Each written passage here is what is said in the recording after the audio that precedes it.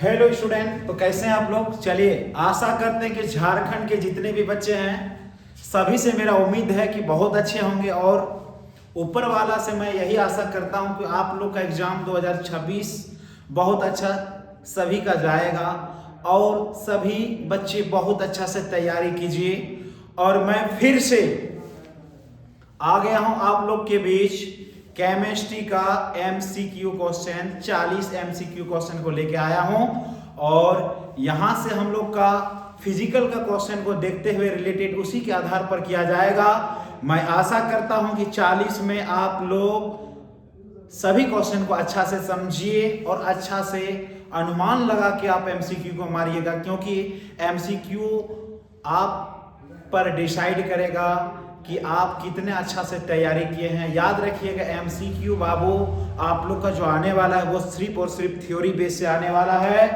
और मेहनत करना ना छोड़िए, कुछ भी हो जाए मेहनत करते रहिए। चलिए, पहला क्वेश्चन जो है हम लोग का वो क्वेश्चन नंबर 1 ये बोल रहा है मोलरता निर्भर करती है, मोलरिटी डिपेंड ऑन। तो मोलरता किस पर निर्भर करती है, हम लोग जानते हैं मोलरता जो है वह निर्भर करता है तापमान पर, टेम्परेचर पर। किस पर निर्भर करता है मोलरता? ऑप्शन नंबर इसका बी इज ए करेक्ट बेटा, वो होगा तापमान पर। तापमान पर समझ में आ रहा है। चलिए, ये बिल्कुल सही आंसर है जो लिखा गया है यहाँ पे, तापमान बी होगा। अब अगला हम लोग नेक्स्ट क्वेश्चन की ओर आते हैं।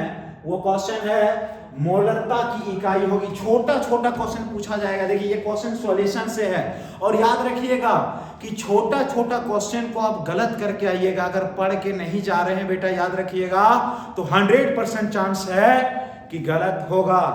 और मैं फिर से एक ही बात बोलता हूं, क्या लगा था, नहीं आएंगे, जब तक तोड़ेंगे नहीं तब तक छोड़ेंगे नहीं। चलो, तो क्या है, मोलरता की इकाई होती है यूनिट ऑफ मोलरिटी इज। क्या होता है मोलरता का इकाई, हम लोग पढ़े हैं, बोलो। मोलैलिटी है, मोलैलिटी, मोलरता नहीं है, मोलैलिटी है, माने मोललता। हम लोग इसको पढ़ेंगे हिंदी में मोललता। मोललता क्यों पता है, यहाँ पे मोलैलिटी है, दिमाग में बैठा के रखिएगा। मोललता यहाँ हिंदी नहीं लिखा है, मैं लिख देता हूं मोललता। मोललता की इकाई होगी यूनिट ऑफ मोलैलिटी। तो हम लोग पढ़े क्या, अब यहां पे एक चीज आता मोलरता। मोलरता आता मतलब क्या, मोलरिटी। मोलरिटी आता तो हम लोग मोलरिटी का क्या जानते हैं फॉर्मूला। मोलरिटी को होता है विलय का ग्राम मोल। क्या होता है, विलय का ग्राम मोल बटे बिलियन का आयतन लीटर में। बिलियन का आयतन लीटर में, ये पढ़े हैं। तो अब यहां पे आता सिर्फ विलय का ग्राम मोल, मैंने क्या होगा, ग्राम मोल, मोल। तो अब आता देखो बिलियन का आयतन लीटर में। लीटर मतलब आयतन जो होता है वो वॉल्यूम होता है। ये मोलरता का फॉर्मूला होता है, इसी से न्यूमेरिकल बनेगा आप लोग का। अब यहाँ पे एक चीज ध्यान रखना, अगर यही जगह पे मोललता होता, क्या होता, मोललता, तो मोललता में क्या होगा, विलय के ग्राम मोल,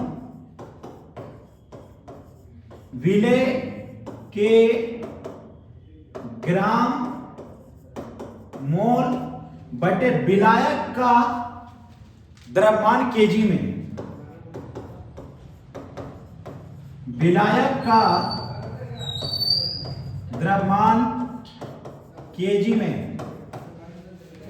तो अब इसमें क्या करना है, ये जो होता है मोललता वो ताप पर निर्भर करता है, याद रखना, ये तापमान पर निर्भर करता है, टेम्परेचर पर। और ये तापमान पर निर्भर नहीं करता है, कभी नहीं, विलायक के कणों की संख्या पर निर्भर करता है। अब यहां पे एक चीज आया मोललता, यही क्वेश्चन हम लोग का क्या है, मोललता किस पर निर्भर करेगा, या मोललता की इकाई क्या है, मोलैलिटी की इकाई क्या है, इसको हम लोग क्या बोलेंगे हिंदी में, मोललता। तो मोललता में क्या आ गया, देखो द्रव्यमान यानी केजी आ रहा है। तो अब इसका ऑप्शन क्या होगा, मोल पर केजी। देखो इसको अगर हम लोग ऊपर लेके जाएंगे विलेय के ग्राम मोल माने मोलों की संख्या और केजी को लेके जाएंगे तो हम लोग लिख सकते हैं मोल पर केजी। देखो यहाँ पे कैसे होगा, मोल बटे केजी हो रहा है ना, मोल बटे केजी हो रहा है ना, क्लियर है, मोल बटे केजी हो रहा है तो हम लोग क्या मारेंगे mole per KG. Option number B is A correct. कोई दिक्कत समझ में आ रहा है? तो ये बिल्कुल सही है, बिल्कुल सही है। देखो रटना नहीं है बेटा, एक चीज दिमाग में रखना कि रटने का काम नहीं करना है, समझ के जाना है, समझ के जाइएगा तो अच्छा स्कोप होगा क्वेश्चन का। देखो अब हम लोग नेक्स्ट में जाते हैं दूसरा क्वेश्चन में, क्वेश्चन नंबर 3 बोला मोल अंश का मान होता है value of mole fraction is, मतलब क्या मोल अंश का मान क्या होगा। तो हम लोग पढ़े हैं मोल अंश क्या होता है, मोल अंश जो होता है वो इकाई के बराबर होता है या इकाई से कम होता है, याद रखना। क्यों?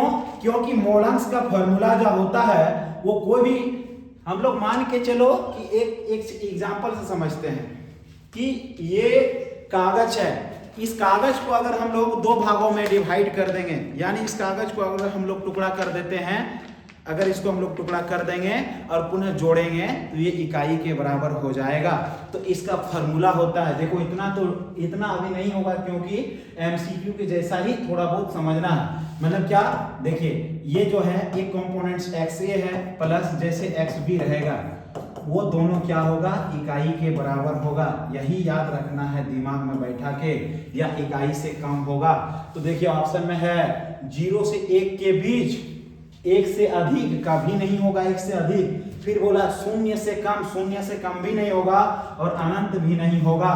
तो इसका ऑप्शन है 0 से 1 के बीच में होगा, क्योंकि हम लोग जानते हैं मोल अंश क्या होगा, दो कंपोनेंट्स या तीन कंपोनेंट्स या चार कंपोनेंट्स को अगर जोड़ेंगे, एक को हो, दो को हो, तीन को हो, चार को हो, अगर जोड़ेंगे वो तो इकाई के बराबर होगा, इकाई से कम होगा, 0 से 1 के बीच में नहीं होगा। कोई दिक्कत? तो ये क्वेश्चन बहुत इंपॉर्टेंट है, एकदम बीबीआई है। अगर आपको ये एमसीक्यू में नहीं पूछ रहा है तो याद रखना इस बार के लिए आपको मोल फ्रैक्शन होगा वो 1 नंबर के लिए दिया जाएगा, 1 नंबर में बोलेगा मोल फ्रैक्शन को परिभाषित करे। चलिए नेक्स्ट क्वेश्चन की ओर जाते हैं। नेक्स्ट क्वेश्चन है राउट का नियम लागू होता है। राउट्स लॉ इज मतलब क्या है, सीधा सीधी बात को समझना है कि राउट का नियम कहां लागू होता है। आदर्श विलयन, गैर आदर्श विलयन, इलेक्ट्रोलाइट, फिर है कोलाइट। तो इसका ऑप्शन हम लोग, राउट ने क्या दिया था, समझना बात को। राउट ने एक ही चीज दिया था, राउट एक साइंटिस्ट था, उन्होंने बोला था किसी वस्तु का आंशिक वाष्प दाब उसके मोल प्रभाज के गुणनफल के समानुपाती होते हैं। क्या? कोई भी वस्तु का वाष्प दाब को हम लोग इंग्लिश में बोलेंगे वेपर प्रेशर। क्या बोलेंगे? Vapour pressure. तो कोई भी वस्तु का वाष्प दाब उसके मोल प्रभाज के गुणनफल के समानुपाती होते हैं, यानी PA equal to P0A into XA, या हम लोग अगर दूसरे शब्द में बोलेंगे तो PB equal to P0B into XB। अब आता है सर XA क्या है, XB क्या है, और P0B क्या है, P0B क्या है, PA क्या है। यही चीज तो समझ में नहीं आ रहा है। ये सारे ये तो जानते हैं हम लोग, किताब में भी पढ़े हैं और कहीं भी पढ़े हैं कि ये चीज ठीक है, लेकिन देखो समझना क्या है कि PA है वो एक पार्शियल प्रेशर है, कोई भी चीज का प्रेशर है, और P0A बाबू ये है शुद्ध विलयन, और XA जो है वो है मोल फ्रैक्शन, मोल अंश। क्या है? मोल अंश। PA directly proportional to P0A into XA, मैंने क्या है, सीधा सीधी पार्शियल प्रेशर जो होता है वो शुद्ध विलयन और मोल फ्रैक्शन के डायरेक्टली प्रोपोर्शनल होता है। समझ में आ रहा है? तो उन्होंने क्या दिया था, उन्होंने आदर्श विलयन के लिए स्थापित किया था। तो option A is A correct, आदर्श विलयन, आइडियल सॉल्यूशन। कोई दिक्कत? समझ में आ रहा है? चलो नेक्स्ट क्वेश्चन की ओर जाते हैं हम लोग। अगला क्वेश्चन वो है विलयन का वाष्प दाब निर्भर करता है vapour pressure, solute depend on. Vapour pressure जो है वो किस पर डिपेंड करता है। ये क्वेश्चन 2022 में आ चुका है, ये क्वेश्चन 2022 में पूछा हुआ क्वेश्चन है, और ये क्वेश्चन इस बार के लिए भी इंपॉर्टेंट माना जाता है। सॉल्यूशन से बोला है विलयन का वाष्प दाब निर्भर करता है vapour pressure of solution depend on. तो विलयन का वाष्प दाब है वह विलायक के मोलांश पर निर्भर करता है। Option number B is A correct. क्यों? विलयन का वाष्प दाब टेम्परेचर पर निर्भर तो करेगा, लेकिन उससे ज्यादा निर्भर करेगा कि विलायक के मोलांश कितना मात्रा में। देखो समझना बात को, यहाँ पे क्या है, रटना नहीं है, क्या करना है समझो बात को। क्या बोला है? समझो, थ्योरी को समझो। विलयन का वाष्प दाब निर्भर करेगा। कोई भी हम लोग इसको देहाती भाषा में समझते हैं, कोई भी हम लोग विलयन बनाते हैं, ठीक है? तो अगर 1 लीटर पानी गर्म करेंगे, 1 लीटर पानी गर्म करेंगे तो हमको कम गैस जलाना पड़ेगा, और वही जगह में 10 लीटर पानी गर्म किए तो उसके लिए हमको ज्यादा गैस खर्च होगा। तो यहाँ पे क्या होगा, विलायक के मोलांश कितना मात्रा में हम लोग पानी गर्म करेंगे या कितना मात्रा में हम लोग चावल बनाएंगे, उसी को कहते हैं विलायक का मोलांश। कोई दिक्कत है? वह तापमान पर नहीं, तापमान होगा, तापमान तो देना पड़ेगा, लेकिन कितना मात्रा में कंपोनेंट्स है, कितना मात्रा में वेपर बन रहा है, उसको भी तो देखना पड़ेगा। तो इसीलिए इससे ज्यादा सटीक हम लोग का आंसर मैच करेगा कि विलायक के मोलांश, मोल फ्रैक्शन ऑफ सॉल्वेंट। कोई दिक्कत आया समझ में? चलो क्लियर है। अब आते हैं नेक्स्ट क्वेश्चन, क्वेश्चन नंबर 6 में। आदर्श विलयन डेल्टा मिक्स होता है। बोला in ideal solution delta mix A, माने क्या होगा, सीधा सीधी बात को समझना है कि वो आदर्श विलयन जो होगा वो डेल्टा मिक्स होता है। ये भी राउट का नियम से ही है, और राउट का नियम से याद रखना हम लोग पढ़े हैं, डेल्टा मिक्स इक्वल टू 0। अगर वो आइडियल सॉल्यूशन है तो डेल्टा मिक्स इक्वल टू 0 होगा, अगर वो आइडियल सॉल्यूशन नहीं है तो delta mix not equal to 0 होगा। ये अनादर्श विलयन है। आज यहाँ पे बोला आदर्श विलयन, आज आदर्श विलयन बोला है, क्या होगा, 0 होगा। क्लियर है? क्लियर है? कोई दिक्कत? चलो नेक्स्ट क्वेश्चन की जाते हैं। डेल्टा मिक्स इक्वल टू 0 याद रखना। अगर आएगा क्वेश्चन में आएगा, यहाँ पे थ्योरी बेस्ड क्वेश्चन आता है कि different between ideal and non ideal solution, आदर्श और अनादर्श विलयन के लिए अंतर स्पष्ट करें। उसमें 4 पॉइंट लिखना है। पहला पॉइंट क्या लिखोगे, जो राउट के नियम पर भिन्न भिन्न ताप एवं सांद्रताओं पर राउट के नियम का पालन करता है उसे आइडियल सॉल्यूशन कहते हैं। जो भिन्न भिन्न ताप एवं सांद्रताओं पर राउट के नियम का पालन नहीं करता है उसे अनादर्श विलयन कहते हैं। यही चीज को delta mix equal to 0, delta mix not equal to 0, इसी तरह करके लिखना है। और इसमें आपको 3 नंबर का क्वेश्चन पूछा जाता है, 3 मार्क्स का क्वेश्चन है, इस बार के लिए बहुत इंपॉर्टेंट है। चलो option number C is correct. Clear है? नेक्स्ट की ओर जाते हैं हम लोग। बोलता है एजियोट्रोपिक मिश्रण में होता है, एजियोट्रोपिक मिश्रण में होता है, एजियोट्रोपिक मिक्सचर माने क्या होता है, एजियोट्रोपिक मिक्सचर में क्या होता है, स्थिर क्वाथी। समझो बात को, स्थिर क्वाथी क्या है? स्थिर क्वाथी ऐसे मिश्रण है जो द्रव के संगठन में बिना परिवर्तन के समान ताप पर उबलता है। माने क्या, अब इस चीज को हम लोग समझते हैं थोड़ा सा। बोला है कि अगर 1 लीटर पानी हो, ठीक है, कोई एक कंटेनर है, समझो बात, ये कंटेनर है, इसमें हम लोग 1 लीटर क्या डाल दिए, H2O डाल दिए 1 लीटर। तो स्थिर क्वाथी मिश्रण ऐसा है जो द्रव में कोई प्रकार का चेंज नहीं होगा। द्रव के ऐसे संगठन जो बिना ताप पर, बिना चेंज पर समान ताप पर उबलेगा। माने क्या, टेम्परेचर अगर हम लोग इसमें 100 डिग्री सेल्सियस लगा दिए तो ये 100 डिग्री पर पानी सिर्फ और सिर्फ पानी वेपर ही बनेगा, दूसरा कोई चीज नहीं बनेगा। इसी को हम लोग बोलते हैं एजियोट्रोपिक मिक्सचर। समझ में आ रहा है? तो इसके लिए है स्थिर क्वाथनांक, स्थिर क्वाथनांक, कांस्टेंट बॉइलिंग पॉइंट। कोई दिक्कत? क्लियर है? थ्योरी बेस से क्वेश्चन आएगा बाबू, रटने का दिमाग मत लगाओ, रटोगे बर्बाद हो जाओगे। केमिस्ट्री फिजिक्स बर्बाद करने के लिए तुम्हारा पूरा 2 साल को खत्म कर देगा, यूं ही घुमा घुमा कर देगा। चलो आगे नेक्स्ट क्वेश्चन की ओर जाते हैं। वाष्प दाब में कमी कहलाती है, लोअरिंग ऑफ वेपर प्रेशर कीजिए। वाष्प दाब में कमी कब आता है? कोलिगेटिव गुण। समझो बात को। अब आता है वाष्प दाब में कमी कब आएगा? वाष्प दाब में कमी उसी समय आएगा। देखो यहाँ पे ऑप्शन को पढ़ना है पहले। कोलिगेटिव गुण है, माने कोलिगेटिव प्रॉपर्टीज, रासायनिक गुण, केमिकल प्रॉपर्टीज, फिर है भौतिक गुण फिजिकल प्रॉपर्टीज, संरचनात्मक गुण। तो हम लोग का ये क्वेश्चन याद रखना सॉल्यूशन से। इसमें एक ट्रिक हम बता देते हैं। कॉलिगेटिव प्रॉपर्टीज होता है 4 गो, relative lowering in vapour pressure, elevation in boiling point, depression in freezing point, osmotic and osmotic pressure. तो ये 4 गो होता है, याद रखना। तो यहाँ पे कॉलिगेटिव प्रॉपर्टी वाष्प पदार्थ में कमी कहलाती है, तो ये कॉलिगेटिव प्रॉपर्टीज के कारण ही होगा, कॉलिगेटिव प्रॉपर्टीज के कारण ही होगा। चलो नेक्स्ट क्वेश्चन की ओर जाते हैं।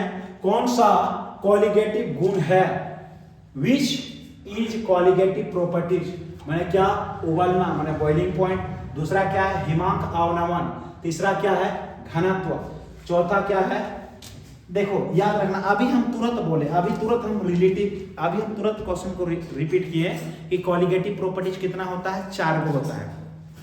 Relative lowering in vapour pressure, elevation in boiling point, depression in freezing point and osmotic pressure. यहाँ क्या है, देखो ऑप्शन को मिला उबलना मैंने बॉइलिंग पॉइंट, बॉइलिंग पॉइंट नहीं होगा, यही यहाँ पे अगर रहता था एलिवेशन इन बॉइलिंग पॉइंट तब ये होता, लेकिन हम लोग अभी जाने हिमांक नमन, डिप्रेशन इन फ्रीजिंग पॉइंट। इसके लिए ऑप्शन नंबर बी कीजिए करेक्ट। कोई दिक्कत? चलो नेक्स्ट क्वेश्चन की ओर जाते हैं। क्वेश्चन नंबर 10 में बोला ऑस्मोटिक प्रेशर को दर्शाया जाता है।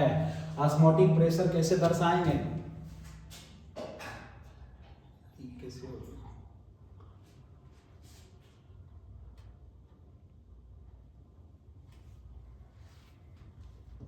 एक मिनट बाबू,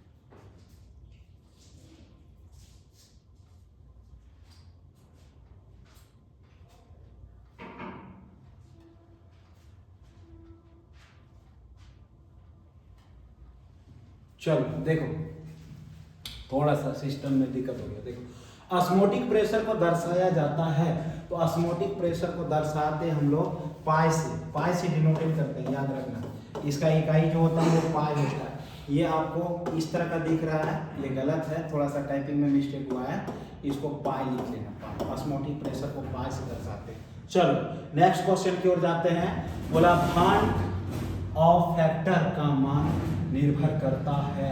भांट ऑफ फैक्टर का मान निर्भर करेगा विलय के अपघटन पर। इसको थोड़ा सा, ये थ्योरी बेस्ड क्वेश्चन है, इसको लिख लेना विलय के अपघटन पर। चलो दूसरा क्वेश्चन हम लोग जाते हैं।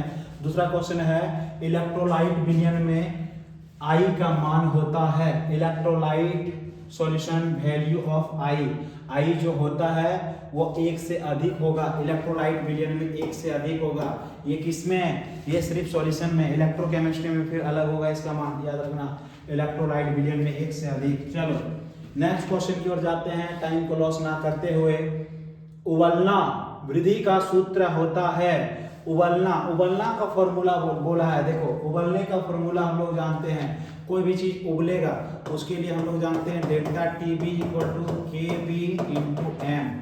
तो ये ऑप्शन आपका जहां पे भी है वहीं सही होगा। A number is A correct answer. चलिए ठीक है, क्लियर है, कोई दिक्कत है? चलो अब आगे नेक्स्ट क्वेश्चन की ओर जाते हैं।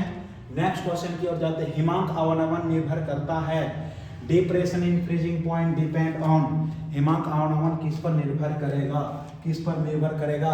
ये क्वेश्चन बहुत इंपॉर्टेंट है बेटा, इस बार 2026 के लिए लिख लो, नोट कर लो, ये क्वेश्चन आ सकता है, बहुत इंपॉर्टेंट है। तो ये कणों की संख्या पर, कणों की संख्या पर हिमांक अवनमन मतलब डिप्रेशन इन फ्रीजिंग पॉइंट। कोई भी सॉल्यूशन का फ्रीजिंग टेम्परेचर का डिक्रीज करेगा। देखो समझो बात को, अब इसको हम समझाते हैं जरा सा। मान के चलो तुम पानी लिया 1 लीटर, कितना लिया? पानी लिया 1 लीटर, 1 लीटर H2O लिया, ठीक है। और ये पानी जो है वो 100 डिग्री सेल्सियस पर वेपर बन रहा है। वेपर मतलब शुद्ध सॉल्यूशन P0 है, और ये क्या है Pa, समझना बात। ये पानी वेपर कब बन रहा है 100 डिग्री सेल्सियस पर। प्योर पानी लिया है, पानी वेपर कब बनता है 100 डिग्री सेल्सियस पर पानी उबलता है, याद रखना। अब अगर हम लोग ये प्योर वाटर के जगह पे, समझो बात को, 100 ग्राम चीनी डाल दिए, 100 ग्राम चीनी डाल दिए। चीनी का फॉर्मूला होता है C12H22O11, केमिकल फॉर्मूला। तो अब बताओ क्या पानी 100 डिग्री सेल्सियस पर बॉयल करेगा? करेगा नहीं, कभी नहीं करेगा। क्यों? क्योंकि पानी का फ्रीजिंग पॉइंट डिक्रीज कर गया, इसीलिए पानी कभी 100 में बॉयल नहीं करेगा। अगर हमको पानी को बॉयल कराना है तो या तो 110 डिग्री टेम्परेचर देना पड़ेगा, या तो 120 भी हो सकता है। अब टेम्परेचर कांस्टेंट नहीं रहा। क्यों? क्योंकि हम लोग पानी में चीनी डाल दिए, या नमक डाल दिए, या चावल डाल दिए। घर में ये प्रैक्टिकल क्या होगा बेटा, पानी पूरा डपक रहा है, अब उसमें देखना चावल डाल देगा तो क्या होगा, पानी डपकना कुछ देर के लिए बंद हो जाएगा, फिर कुछ देर होगा टेम्परेचर बढ़ेगा, तब वो पनिया फिर डपकना शुरू हो जाएगा, तब जाके चावल बनता है। तो यहाँ पे क्या है, उबलना, वृद्धि का सूत्र। अरे कहाँ चला है?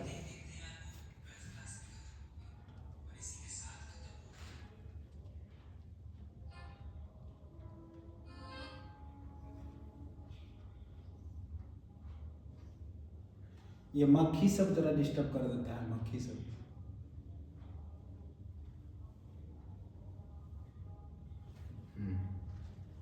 चलो देखो, यही क्वेश्चन था हम लोग का। डिप्रेशन इन फ्रीजिंग पॉइंट यही था, क्या बोला है। अब यहाँ पे क्या होगा, याद रखना, कणों की संख्या पर कितना मात्रा में कण डाले सॉल्यूशन में, इसीलिए ना पानी डिक्रीज कर गया। चलो ठीक है, बहुत अच्छा क्वेश्चन था, क्वेश्चन बोल दिया है, नोट कर लेना। चलो नेक्स्ट की ओर जाते हैं हम लोग। आदर्श विलयन में पालन होता है आइडियल सॉल्यूशन। इसलिए देखो क्या बोला है, आदर्श विलयन किसका पालन करता है, तो हम लोग अभी जान रहे हैं। तो ऑप्शन ए में हेनरी लॉ, ऑप्शन बी में राउस लॉ, ऑप्शन सी में क्या है, तो सीधा सीधी याद रखना कि आदर्श विलयन पालन करता है वो राउट का नियम, और वो राउट नहीं दिया था, राउट नहीं दिया था सर, साउंड तो। अब चलो दूसरा हम लोग क्वेश्चन की ओर जाते हैं।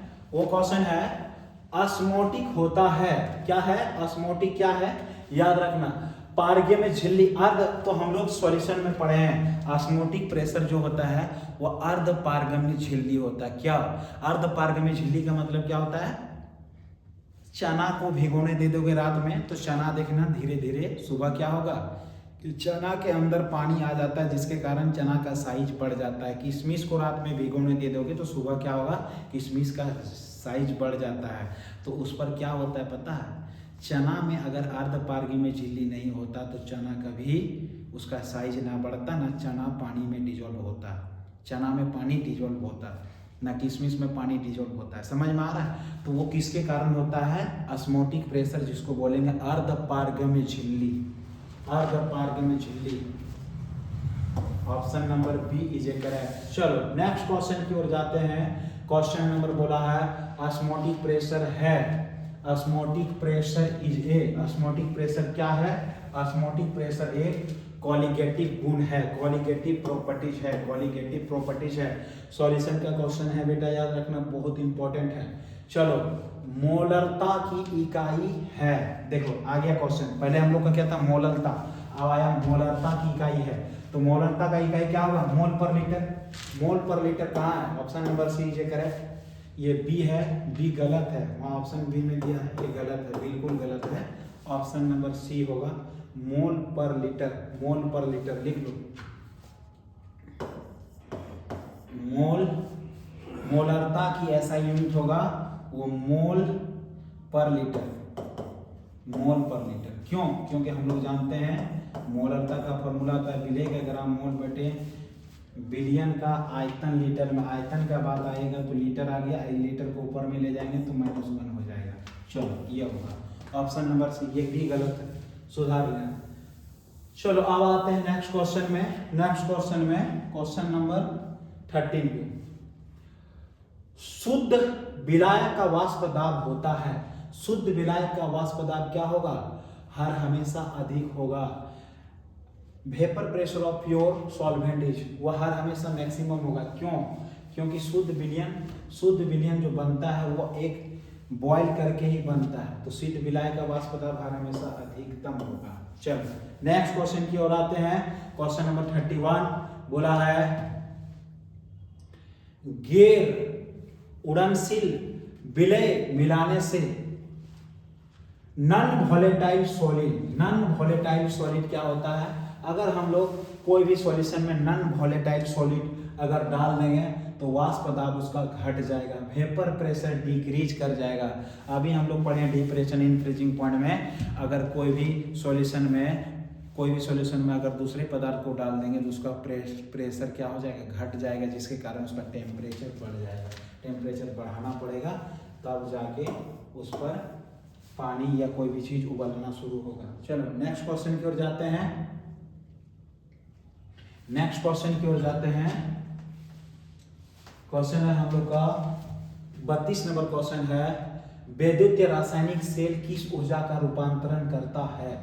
ये क्वेश्चन इलेक्ट्रोकेमिस्ट्री है, ये रासायनिक ऊर्जा को विद्युत ऊर्जा में कन्वर्ट करता है। इलेक्ट्रोकेमिकल सेल कन्वर्ट क्या करता है, रासायनिक ऊर्जा को विद्युत ऊर्जा में कन्वर्ट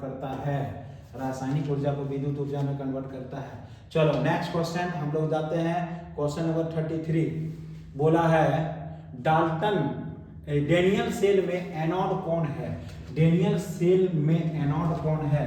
देखो समझना बात को, डेनियल सेल होता क्या है। सेल टोटल में 4 प्रकार का होता है, electrolyte cell, electrolytic cell, Daniell cell, electrochemical cell.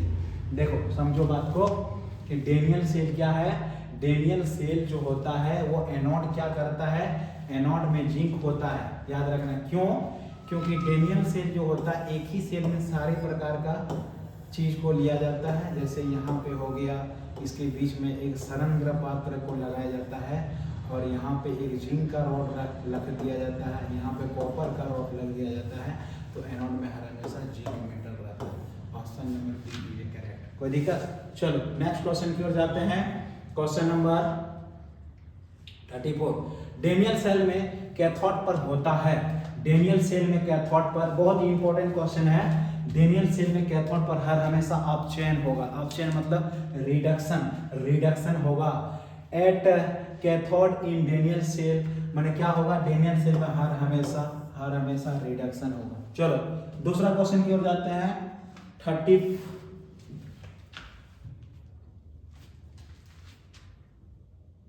Question number 35, ऑक्सीकरण हमेशा होता है। ऑक्सीकरण क्या होगा, हर हमेशा ऑक्सीकरण। अब यहाँ पे एक चीज आया कि ऑक्सीडेशन का मतलब क्या होता है। ऑक्सीडेशन का मतलब होता है ऑक्सीजन को जोड़ना और रिडक्शन का मतलब होता है हाइड्रोजन को ऐड करना। तो ऑक्सीडेशन हर हमेशा, सर ऑक्सीडेशन होता क्या है, अब हम लोग इसको जरा समझते हैं।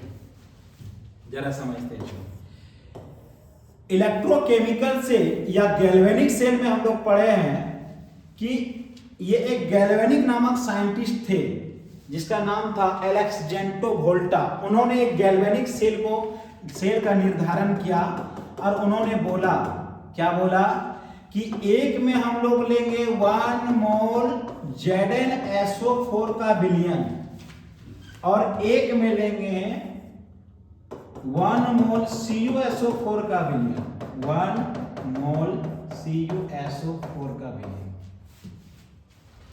और उसके साथ साथ एक हम लोग यहाँ पे लवण सेतु U आकार का लगा देंगे। थोड़ा इसको अच्छा से बनाते हैं मनुष्य जैसा, ताकि समझने में अच्छा लगेगा। एक हम लोग इसमें लवण सेतु लेंगे और लवण सेतु में KCl का पेस्ट भर देंगे, अगर में KCl भर देंगे और इसका नाम है कुंजी, जिसको हम लोग K बोलते हैं, याद रखना। और इसमें एक रॉड लगा देंगे, वह रॉड जिंक मेटल का होगा और वो थोड़ा पतला होगा। और यहाँ पे एक रॉड कॉपर का लगा देंगे और कॉपर का रॉड थोड़ा मोटा होगा। इसको हम लोग बोलेंगे CU रॉड, इसको बोलेंगे हम लोग जिंक रॉड। अब आता है कि सर इसमें हम लोग एनोड और कैथोड कैसे याद रखेंगे कि कौन सा एनोड होगा, कौन सा कैथोड होगा, कौन ऑक्सीडेशन करेगा, कौन रिडक्शन करेगा। तो एक ट्रिक आप लोग के लिए बताते हैं बेटा, याद रखना। ये Zn का टूटना और कॉपर का जुटना दोनों का क्रिया साथ साथ में होगा। जिंक क्या होगा, रिडक्शन करेगा और कॉपर टूटेगा। माने क्या होगा, जिंक अंदर अंदर टूटते जाएगा। सुना होगा किसी का प्यार में इतना पागल हो गए कि धीरे धीरे खत्म हो गए, एकदम समाप्त हो गए। वही काम यहां पे कर रहा है जिंक। क्या कर रहा है, अपने आप को इतना बर्बाद कर लिया कॉपर के चक्कर में कि कॉपर का रॉड में जाके जमा हो गया और कॉपर कैथोड का काम करेगा और जिंक एनोड का काम करेगा। बोलो कैसे, याद रखना। इसका नाम है सॉल्ट ब्रिज, जिसको बोलेंगे लवण सेतु। क्या बोलेंगे, लवण सेतु। अब यहां पे आ रहा है कैथोड और यहां पे आ रहा है एनोड। तो इसको एक ट्रिक दिमाग में बैठा के रखना, ABC। ABC हर हमेशा एग्जाम में आएगा ये क्वेश्चन। A मतलब हो गया एनोड और B मतलब हो गया ब्रिज, ब्रिज माने पुल, सॉल्ट ब्रिज, और C मतलब हो गया कैथोड। एनोड में हर हमेशा जिंक का रॉड रहेगा, कैथोड में हर हमेशा कॉपर का रॉड रहेगा, और कैथोड क्या करेगा, ऑक्सीडेशन करेगा, और एनोड क्या करेगा, रिडक्शन करेगा। लेकिन यहां पे एक चीज याद रखना, इलेक्ट्रॉन का प्रवाह, इलेक्ट्रॉन का प्रवाह ऑक्सीडेशन से रिडक्शन तक होता है। इलेक्ट्रॉन हर हमेशा उल्टी दिशा में गमन करेगा, क्योंकि ऑक्सीडेशन कहां हो रहा है, कैथोड में जाके, रिडक्शन कहां हो रहा है, एनोड में जाके। लेकिन इलेक्ट्रॉन क्या होगा, इधर ट्रांसफर होगा, उल्टा। समझ में आया, क्लियर है, क्लियर है। छोटा मोटा चीज आपको बर्बाद कर सकता है, इसीलिए याद रखना ABC। A मतलब एनोड, C मतलब कैथोड और B मतलब ब्रिज, पुल, ABC। चलो तो क्या होगा, हर हमेशा एनोड। देखो क्या बोला, ऑक्सीकरण हमेशा होता है, यही ना होगा, कोई दिक्कत, यही ना होगा। एनोड में हर हमेशा ऑक्सीडेशन होगा और कैथोड में, देखो समझना बात को, ये क्या हुआ, टूटा ना, और कैथोड में जाके जुटा ना, तो क्या हो रहा है, रिडक्शन। ये क्या हो रहा है, ऑक्सीडेशन। समझा, ऑक्सीडेशन रिडक्शन, ऑक्सीडेशन रिडक्शन, समझा। OR, इधर में ऑक्सीडेशन, इधर में रिडक्शन, इलेक्ट्रॉन उल्टा दिशा में, समझा। चलो ठीक है, क्लियर। अब आगे जाते हैं क्वेश्चन नंबर 36 में। बोला है मानक इलेक्ट्रोड विभव मापा जाता है। मानक इलेक्ट्रोड विभव है वो 25 डिग्री सेल्सियस पे मापा जाता है, 25 डिग्री। स्टैंडर्ड इलेक्ट्रोलाइट जो है वो 25 डिग्री पे मापा जाता है। चलो क्वेश्चन नंबर हम लोग 37 की ओर बढ़ते हैं। यहाँ पे बोला है मानक हाइड्रोजन इलेक्ट्रोड HSE का विभव होता है, वो क्या होता है, 0.001, यहाँ 1 नहीं है, 1 लिख लेना, B number is correct, 0.001 volt होता है। इस सब में कोई ई नहीं है, इसीलिए इस सब को उसी तरह पार करना पड़ेगा। देखो सेल विभव का सूत्र होता है, सेल विभव का सूत्र क्या होता है, सेल विभव को हम लोग बोल सकते हैं इलेक्ट्रोमोटिव फोर्स, EMF। सेल विभव को हम लोग क्या बोल सकते हैं, EMF, इलेक्ट्रोमोटिव फोर्स। समझ में आ रहा है, तो वो E सेल बराबर E not cathode minus E not anode होता है। Question number, option number B is correct. चलो नेक्स्ट क्वेश्चन की ओर जाते हैं। नेक्स्ट क्वेश्चन 39 में बोला है इलेक्ट्रोलाइटिक सेल में क्या हो रहा है, क्वेश्चन को समझना है। अभिक्रिया स्वतंत्र रूप से होता है, विद्युत ऊर्जा उत्पन्न होती है अभिक्रिया स्वतंत्र स्वपूर्ति होती है, अभिक्रिया स्वतंत्र स्वपूर्ति होती है। ऑप्शन नंबर सी इसका बिल्कुल सही है, इसमें कोई उपाय नहीं है, थोड़ा बहुत इसको रटना पड़ेगा, उपाय नहीं है बाबू। चलो आगे हम लोग क्वेश्चन नंबर नेक्स्ट में जाते हैं। ये बोला है इलेक्ट्रोलाइटिक सेल में एनोड होता है, इलेक्ट्रोलाइटिक सेल में एनोड क्या, हमें देखो अभी हम लोग पढ़े इलेक्ट्रोलाइटिक सेल में एनोड क्या होगा, एनोड क्या होगा, यहाँ पे तो दिया है सर, यहाँ ऑप्शन ए दिया धनात्मक, लेकिन ये कैसे, अभी आप बताएं कि इलेक्ट्रोकेमिकल सेल में, इलेक्ट्रोकेमिकल सेल में ऋणात्मक होता है, क्यों, क्योंकि इलेक्ट्रॉन घट रहा है और ऑक्सीडेशन हो रहा है, तो ये उल्टा होता है, क्यों। अब देखो इलेक्ट्रोलाइटिक सेल जो होता है बाबू, इलेक्ट्रोलाइटिक सेल जो होता है वह उसको हम लोग एक समझते हैं सिस्टम के जरिए।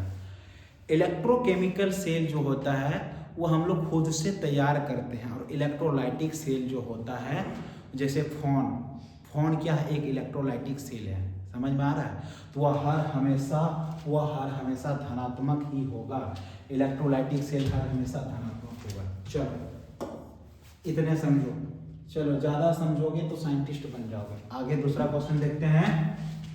फ्राइडे का पहला नियम संबंधित है, फ्राइडे का पहला नियम क्या संबंधित है, वह द्रव्यमान के समानुपाती विद्युतीय मात्रा में होता है, द्रव्यमान समय नहीं, द्रव्यमान तापमान नहीं, द्रव्यमान धारा नहीं, वह द्रव्यमान समानुपाती होता है विद्युतीय मात्रा, विद्युतीय मात्रा। वो फ्राइडे ने 2 नियम दिया था। चलो अगला नियम को फिर हम लोग नेक्स्ट में पढ़ेंगे। देखो आ गया 1 फ्राइडे बराबर होता है, 1 फ्राइडे बराबर हम लोग जानते हैं 1 फ्राइडे बराबर होता है 96,500 कूलम,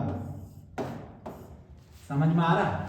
तो देखो 96,500 कूलम कहाँ है, 96,500 कूलम, 96,050 कूलम, 96,000 कूलम, ऐसा नहीं, ये होगा 96,500 coulomb, A is A correct, हो गया। चलो नेक्स्ट क्वेश्चन की ओर जाते हैं। क्वेश्चन नंबर बोला चालक की इकाई होता है, चालकता का इकाई यूनिट ऑफ कंडक्टर, चालकता का इकाई क्या होगा, पर ओम, पर ओम, पर ओम होता है, ठीक है, हम लोग पढ़े पर ओम ऐसे होता है, ऐसे समझा, इसी को बोलेंगे पर ओम, ठीक है। नेक्स्ट क्वेश्चन की ओर जाते हैं। विशिष्ट चालकता के की इकाई होता है, विशिष्ट चालकता के क्या इकाई होता है, देखो हम लोग इसी को पढ़ेंगे, पर ओम बाय सेंटीमीटर होता है, इसको हम लोग ऊपर लेके आए हैं, तो पर ओम पर सेंटीमीटर, ये भी क्वेश्चन बहुत इंपॉर्टेंट है। चलो नेक्स्ट क्वेश्चन की ओर जाते हैं। वो क्वेश्चन है हम लोग का मोलर चालकता लैम्डा एम की इकाई होता है, unit of molar conductivity lambda M is, molar चालकता की इकाई होगा पर ओम सेंटीमीटर स्क्वायर पर मोल, ऑप्शन नंबर बी, पर ओम सेंटीमीटर स्क्वायर पर मोल। चलो हो गया। नेक्स्ट क्वेश्चन की ओर जाते हैं। Question number 35। Daniell cell strong electrolytic की मोलर चालकता, मोलर चालकता क्या होगी, डेनियल सेल इलेक्ट्रोलाइटिक अभी हम लोग जानेंगे, उसका मोलर चालकता क्या होगा, मोलर चालकता समान स्थिरांक के साथ बढ़ता है, वह हमेशा इंक्रीज करेगा। नेक्स्ट क्वेश्चन की ओर जाते हैं। क्वेश्चन नंबर 47 बोला कमजोर इलेक्ट्रोलाइटिक में क्या होता है, समझना बात को, कमजोर इलेक्ट्रोलाइटिक में आणविकरण बढ़ता है, ऑप्शन नंबर बी सही है। चलो आगे जाते हैं हम लोग 48 क्वेश्चन नंबर 37 में नष्ट समीकरण है, नष्ट इक्वेशन की, नष्ट समीकरण क्या होता है बाबू, याद रखना, नष्ट समीकरण जो है वह याद रखना बहुत इंपॉर्टेंट है। नष्ट समीकरण जो होता है 0.0596 by n minus log mn 2 plus by concentration of mn plus, ये होता है नष्ट समीकरण का इक्वेशन। और इसी से आप लोग का इस बार 5 मार्क्स के लिए ई सेल बराबर